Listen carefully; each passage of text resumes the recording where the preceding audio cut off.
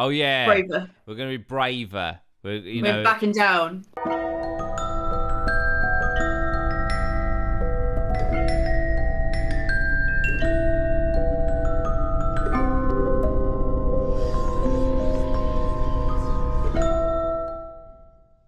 Okay, so let's jump straight into the questions. I put out a community post the other day saying I'm doing this video with you guys, and so I asked for your questions, and you delivered. So let's just go through them. It's Two-Hoofed Jimothy asks, will you be doing more of these long-form investigations and videos in the future? If so, where and when do you plan on going? Two-Hoofed Jim, you got about 40 questions in this one question, mate. Is the next step investigating outside of the UK, not even just the US, but some haunted locations around Europe, maybe? Well done, Maya, Bailey, Scott, and Jordan. Top video and great investigation. Thank you very much. Yes, we certainly are. We're off to 30 East Drive next, which weirdly loads of people were suggesting in the actual video, but we'd already booked it by the time the video had gone out. So, yeah, we got the last date that they had this year. Someone must have cancelled, so we took that slot, and yeah, we will be there very, very soon, which means the video will probably, I don't want to put pressure on myself, but it has to be with you in September. There's no way that, it'll take that long. But yeah, so look forward to that. 30 East Drive is coming next. Would I investigate outside of the UK? Definitely. Most definitely. That is the 100%. next step. Get a budget, go out and do some crazy places. That would be absolutely amazing. America would be insane. Yeah. An American road trip would be. Yeah. Mm-hmm. Amazon, if you're listening, just saying. Yeah. You know what I mean? We've got a great TV show title coming your way. Yeah. Amazon. Yeah, no, definitely. I think that's most definitely in the future for the investigations. Right, Jack Hart. Has this experience affected your everyday life, Sweet One Geese? I don't know about affected. This obviously for all of us. I don't know about affected my everyday life. It'll. I don't know. What a question. I don't think so. Like, it hasn't made me religious or anything. You know, it's just made me... Obviously, it has changed. Like, I do believe in the paranormal now. But it's like, I still don't know what the paranormal is. I believe the paranormal to be some form of entity. I don't necessarily think it's, us after we pass on or whatever. Maybe I love the theory. I can't remember what it is. I don't know if one of you guys knows. You know that it's like history burns itself into Stone tape theory. Stone tape theory. Like that is So to me, it's like, oh. So that's the theory that events of high emotional or with high energy, so killings, executions, that sort of thing, they burn into the environmental stuff. So limestone's a key one, marble, brick, stone, basically. Yeah. And it and then replays like on a loop. When conditions are similar or when conditions are prevalent for it, it replays much like a vinyl would when you run a needle across it. Certain stimulus kick it off and then it plays back.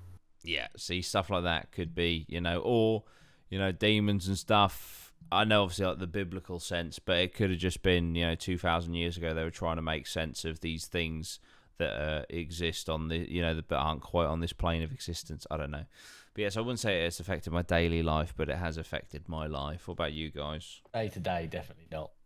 I go bed, mate, go work, standard stuff. It ain't affected like my everyday sort of ongoings. It's definitely affected how I look at things now. Like when we're doing this sort of stuff, we're kind of going more with like sort of it possibly could be that rather than trying to debunk it like straight away. You know what I mean? If that makes more sense. Still going to be skeptical though. Definitely. If there is like voices, it's like, right, what direction is that coming from? Because if I'm right next to a single glazed window next to a fucking housing estate, then it's probably a pisshead walking home at 2 a.m.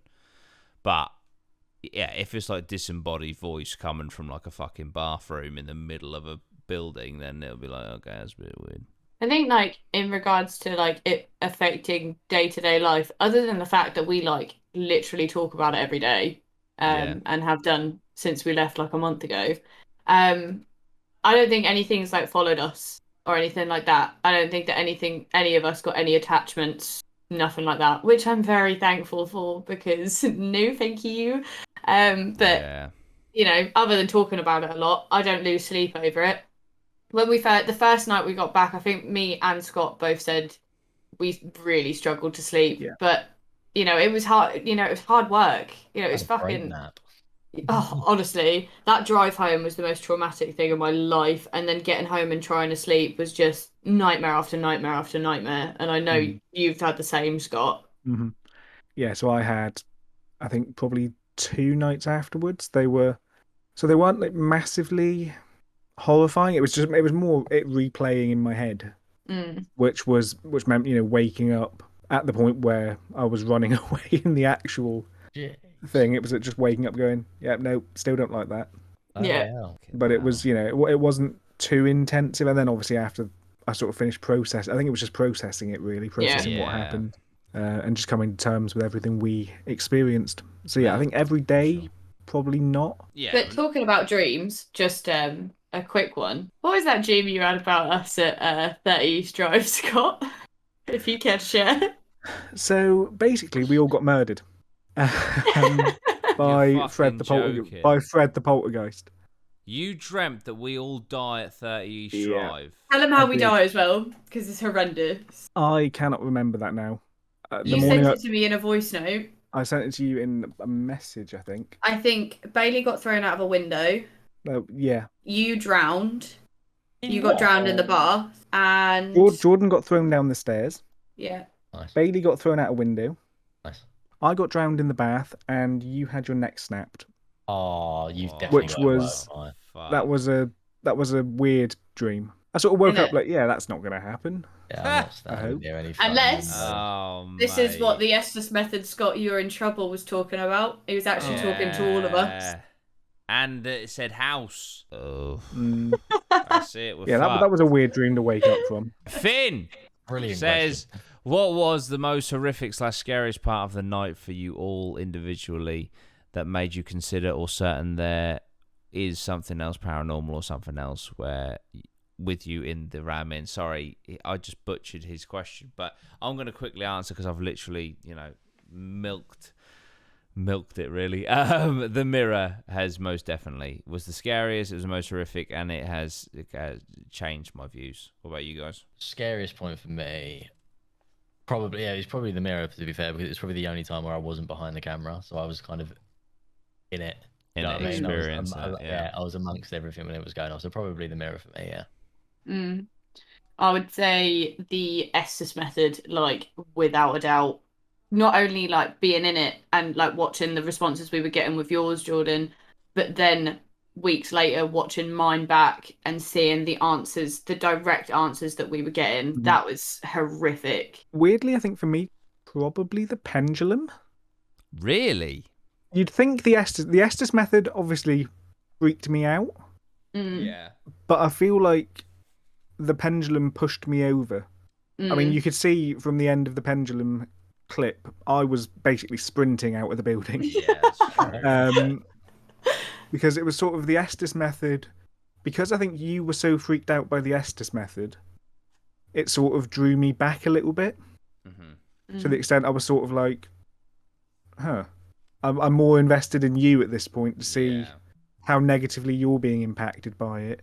Whereas the pendulum, it was just like, I don't like that. That's it. I'm done. That's me. DMob95 is Maya single. Maya, over to you. I am not. Oh, Jordan's my boyfriend. You're right. My life partner. Hello. My buddy. My pal.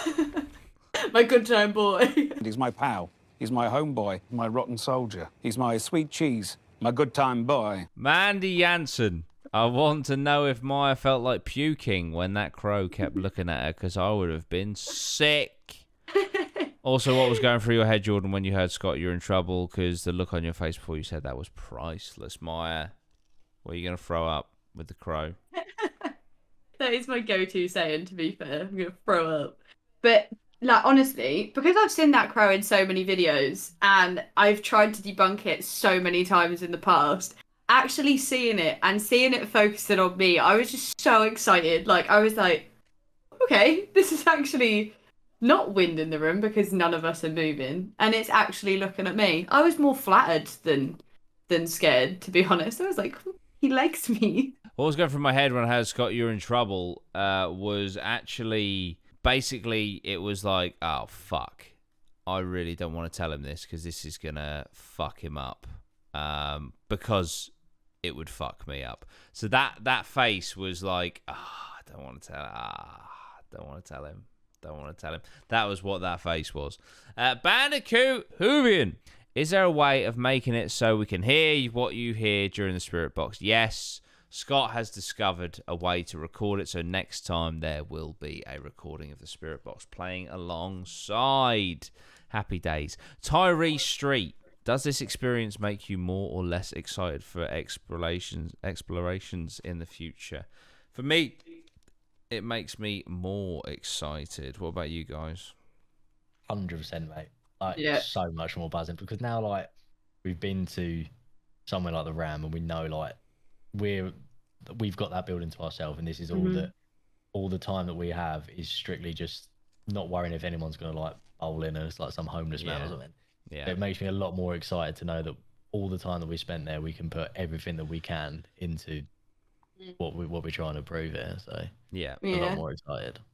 Yeah, definitely. I definitely agree with what Bailey's saying. Like, the difference between that and exploring abandoned places. Like, don't get me wrong, the abandoned places are great, and the heightened emotions it adds so much to it. But being in a place like the Round where you've got the whole place to yourself and you could just purely search for the paranormal, it's just such a nice feeling. That honestly, that night at the Ram Inn is one of the nicest, like, funnest, best nights I've had in like a long time. Even just like sitting out there, you know, in between like parts of the investigation, it was just a lot of fun. I'm really excited for all the other ones. Right, this one's for you, Scott. It's from Liam. It says, has Scott been possessed yet? Scott, have you been possessed? Not to my knowledge. I hope not. Excellent. We'll go with I hope not. Good news. Jay Talbot, who of course I collabed with a little bit of State of K2 the other week. Since visiting, have you noticed anything weird happening around your home, as if anything has followed you? No, personally. The house is fine. Anyone else? Please don't say that. Nothing. No? Nothing. We're safe, Jay. We're safe. QVR says, I think it was during the pendulum exercise that you came across the idea that it was a single spirit acting as multiple to you across the evening. Do you believe that is the case with the building, where a single, perhaps more evil entity is acting as many different ones to try and hide itself or intentions? I personally don't. After us discussing and reacting and stuff, I do think that there are different entities in that building, and I think that they have differing levels of evilness, basically. What do you guys think? I think with the pendulum, because I think I was the one who asked it. Have you been the same thing, just messing with us all night? And it says yes, but obviously, if this is a demon, then they're known to just basically bullshit you the whole time. So why would you suddenly be honest? Yeah, exactly. So I think there's a lot going on in there. I think like. And you'll see this in the reaction video either that's come up before this or after this. The way we analyse the Ouija board and the Estes method, there's definitely multiple spirits communicating with us at once. And I think the pendulum bit where it says it's the same spirit, I think that might be the evil entity trying to convince us that it was just that person, you know, that spirit the entire time, and maybe being like, don't worry, there's no one else here, it's just me. I've just been messing with you, but I'm fine. You can stay. It's just me, kind of thing. Yeah, which is gross. I get similar vibes from it. I mean, the pendulum, I think at one point we asked the pendulum if it was the liar. Or if it was a liar, and I think it said yes. Yeah. But again, the only truthful answer, to be fair. And I think, didn't liar come up in the Estes method? I think it came from one of them, yeah. I think it was Bailey's that it came through as. That was one of the few things that came through on Bailey's. Yeah. Okay, this next one I think is aimed at me. It's James Foster. Considering what happened in the video and your following short break from making content, did this experience contribute to that decision? Even if it didn't, what did the time off allow you to think about in terms of what happened that night? For example, processing the whole idea you could have actually been talking to someone or something via the Estes method. So, yes, I do believe in some way, shape, or form it definitely contributed. The whole experience was incredibly exhausting, and having your whole kind of philosophy changed, I guess, is quite a toll mentally. But also, to be honest, the gravitas of just how much footage I had to edit was like, oh, fuck. Like, if I keep up with my normal schedule and do this video, A, this video is going to suffer, and B, that's just, that's not a reality that I want. So, obviously, I took my break, although it was just predominantly working on this video, which I don't regret at all. I actually really enjoyed it, and I think that having just this video to focus on was the best thing that I could have done for this video. The time off allowed me to really process the mirror thing. I now, with giving it as much time as I have to process and think about, I fully do believe that it was something paranormal. It's also allowed me to think about previous ones as well, like the farmhouse with that reflection in the wardrobe door. I did a reaction the other day to it, and I know what people are saying about it potentially being like light reflecting off a doorway and stuff, but there's like well, something is making what looks like a head, and if you think about a doorway, there's nothing on a fucking flat doorway that makes it look like a head. So just shit like that. I've gone through some of the older content and kind of tried to process that as well. But yeah, I do think that I was talking to someone via the Estes method, because the back and forth was just ridiculous. And then I'm sure the other guys feel like they were talking to someone when I was doing it, because again, the back and forth was just ridiculous. So yes, James, that is my answer to your question. Paul Turner, do you feel that the Ouija moved independently, or do you feel more likely that it was one of you doing it unknowingly? No, I believe it. I think that the Ouija board was moving independently. When you like slow it down and stuff, you sometimes like see almost like it slips from underneath our fingers, like away from us. It's just really bizarre. Like there's that one bit that you zoom in where it proper jolts twice. Yeah, really weird. And it's moving underneath all of our fingers. Like there was a point where it was moving backwards when it was moving towards the numbers, and you can literally see me having to move my elbow backwards because the planchette is slipping underneath my fingers. I think that sums it up really. Yeah. I don't think we were moving it, because when we moved it, you could tell we were moving it. You had the scraping noise of it being moved, of pressure being exerted. And when it was moving during the Ouija session, there wasn't that. I promise you, if we were pushing it, we would have pushed it a lot quicker. Yeah, absolutely. Oh my god! Full disclosure, I was bored to fucking tears during that Ouija board bit. I was tired and bored, and like I say, if we were pushing it, three people do it, mate. I would have made it, say some gnarly shit a lot quicker as well. But yeah, so Cameron Butler says, how has this made you guys feel about ghosts in general? Did you honestly believe the spirit mimicked the voice of your friend? P.S. I believe you more than anyone doing these sort of videos. Thank you. Because of watching for a long time, I know you wouldn't fake anything, and I love that. Absolutely, Cameron. I'm glad that you see that. How does it make you feel about ghosts in general?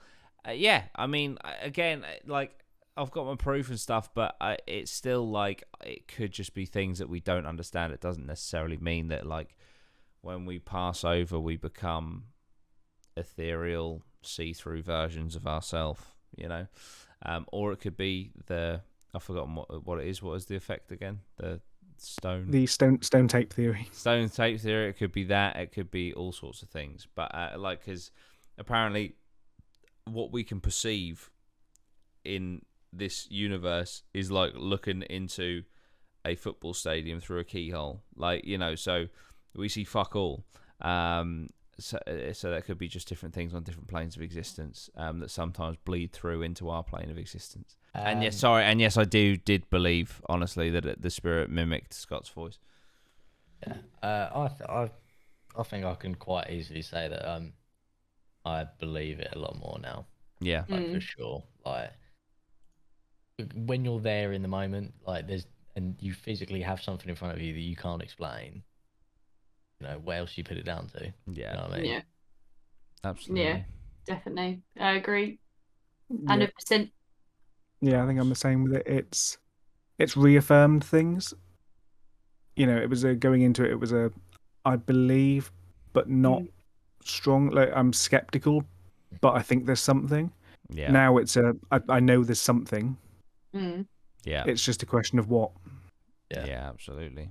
Bobbington Noir, will you ever return? What advice would you have for someone who wants to visit? Do you feel something has attached itself to you? What was the most memorable thing you experienced? Bobbington, that's 4 questions, son. Get on. Will you ever return? Yes. What advice would you have for someone who wants to visit? Do it. Yeah. Be prepared. Stare into the mirror is what I'd suggest. Do you feel something has attached itself? No, I actually don't. I feel like something might have done at Darren Woods, but I don't with this place. And what was the most memorable thing that you experienced? It had to be the mirror. It had to be. Sure. / hearing Scott's voice. But yeah, the mirror. What about you guys? Anything different? Nah, No. I pretty much agree with that. All Yeah. in agreement. Pretty solid. Will King says, at any point, did you feel like you were being watched? I didn't feel that. No. The building I felt can't say. evil, but I didn't feel like I was being watched. Like the You know- RAF base we've been to, I felt like we were watched. Yeah. But in this, no. You know, like that feeling when you go downstairs to get a glass of water in the middle of the night and you run back up the stairs because you can feel something behind you. Not once did I get that in the ramming. Not once did I feel like, oh, there's someone behind me, there's someone watching me. Didn't get that whatsoever. Yeah. I did Oh. when we were in the crow room. When we were doing the EVP thing on the barrel with the cat balls there was a point there where every now and again I glanced over towards the crow because I felt that there was something in that direction. Yeah. But not, Ew. not anything particularly. It's not the sort of, I didn't feel that there was a person over there, but I just felt that there was. I don't know if it was because we were hearing the occasional bang, the occasional tap in from that direction. and I don't know if that Yeah. really adds to the fact that I'm thinking maybe there's something over there. Yeah. But I think in that room was the only room that I really felt like something might have been watching or looking at us, and it might have just been because we knew the crow was looking in our direction. Yeah, maybe it was the crow. Yeah, no, that is horrible, and I guess because it's in your peripheral, and you were on that side, and stuff like that. Right, that is the end of the questions. That is all the questions that were asked on the community post. If I didn't read your question out, it's because I feel like it was a repeat of a previous one, but I appreciate all of the questions. Okay, in the video, I said that I was going to do a giveaway for this. Oh my goodness, there it is. And what you had to do was you had to comment down below what the scariest part of the video was. So what I'm going to do to make it fair, right, is there's 330 comments. I'm going to scroll through and I'm going to stop on one. I'm going to read it out. And if it has the criteria in it, you've won. If it doesn't, then we're going to scroll again. All right, I'm going to be scrolling up and down and up and down. Up and down, up and down, down and up and down. Right, I'm on this one. What's this one? Breeze blocks. I think the look of shock on Duty's face was it for me. Just the sheer realization of what happened and him trying to gather rational thoughts to make himself calm down. Does that count? I think so. Yeah. Is that That's the scariest Breeze moment. blocks. The scariest moment is your face. Congratulations. Nice. You have won. Woo! Drop me an email and we will sort out the delivery. Okay, cool. Excellent.